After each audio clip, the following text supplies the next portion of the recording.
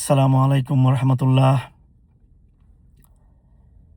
রবিউল আউয়াল মাস এসেছে। মানবতার মুক্তিদূত রাহমাতুল্লিল আলামিন খাতুমুন নবীন সৈয়দুল মুরসালিন হজরত মুহাম্মদ সাল্লাল্লাহু আলাইহি ওয়াসাল্লামের আগমন ঘটেছে এই মাসে। আল্লাহ রব্বুল আলামিন তাকে এই দুনিয়াতে শেষ নবী ও রাসূল হিসেবে প্রেরণ করেছেন এবং তার উপর পবিত্র আল কোরআন অবতীর্ণ করেছেন এবং ইসলামকে একমাত্র মনোনীত ধর্ম হিসাবে তিনি ঘোষণা দিয়েছেন।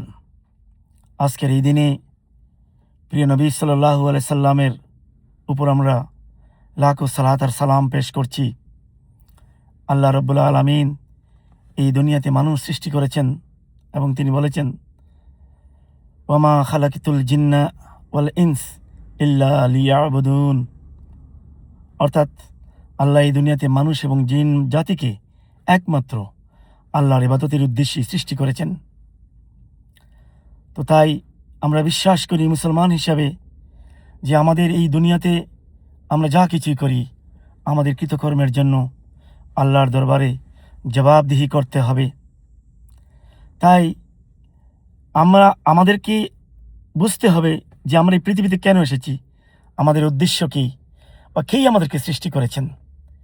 এই যে বিশ্বজাহানের একজন স্রষ্টা আছেন, আমরা কি করে জানতে পেরেছি?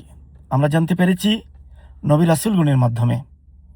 নবী রাসূলগণ মানুষের কাছে এই মেসেজ দিয়েছেন, এই কথা বলেছেন যে এই পৃথিবীতে আমরা যারা এসেছি আমাদের একজন স্রষ্টা রয়েছেন এবং এই পৃথিবী ছেড়ে আমাদেরকে সবাই চলে যেতে হবে।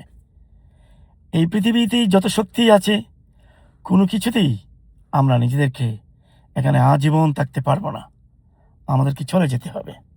তাই আমরা বিশ্বাস করি মুসলমান হিসাবে যে আমাদের একমাত্র উপাস্য আল্লাহ এবং নবী রাসূলগণ এই দুনিয়াতে পাঠিয়েছেন আমাদের হেদায়েতের জন্য, আল্লাহর সাথে আমাদের পরিচয় করিয়ে দেওয়ার জন্য, এবং আমরা মানব জাতি হিসাবে আমাদের কী করণীয় তা তারা ব্যাখ্যা করে দিয়ে গেছেন। তো আজকের এই মাস, পবিত্র মাস, এই বিশ্বজাহান, এই মানুষ ভুল বিভ্রান্তিতে ছিল, যারা শয়তানের উসিলায় মানুষ বিভ্রান্ত হয়েছে, আল্লাহকে ভুলে গিয়েছে, অপকর্মে লিপ্ত হয়েছে। আমরা বুঝতেই পারিনি যে আমাদের গন্তব্য কোথায়, আমাদের শেষ মঞ্জিল কোথায়। আল্লাহ রাব্বুল আলামিন প্রিয় নবী সাল্লাল্লাহু আলাইহি সাল্লামের মাধ্যমে আমাদেরকে সেই নবীর শেষ উম্মত হিসাবে এই দুনিয়াতে পাঠিয়েছেন। আমরা শুকরগুজার করি এবং যদি গবেষণা করে আমরা দেখি যে আমরা যদি ইসলাম নিয়ে পড়াশোনা করি তাহলে দেখতে পারি যে ইসলাম সব কিছু ব্যাখ্যা করেছে। জীবনের প্রতিটি স্তর, প্রতিটি উদ্দেশ্যকে ইসলাম ব্যাখ্যা করে দিয়েছে। আল্লাহ রাব্বুল আলামিন কোরআনে সব কিছু বর্ণনা করেছেন।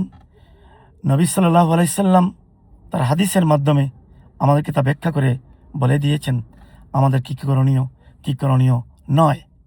তাই আজকের এই দিনে আমরা প্রিয় নবী সাল্লাল্লাহু আলাইহি সাল্লামের প্রতি আমাদের ভালোবাসা, মহব্বত এবং বিশ্বাসকে দৃঢ় করার মাধ্যমে ঘোষণা করতে চাই, আল্লাহ আমাদেরকে যেন প্রকৃত মুমিন হিসাবে কবুল করেন, ইসলামের বিধি বিধান মেনে চলার তৌফিক দান করেন।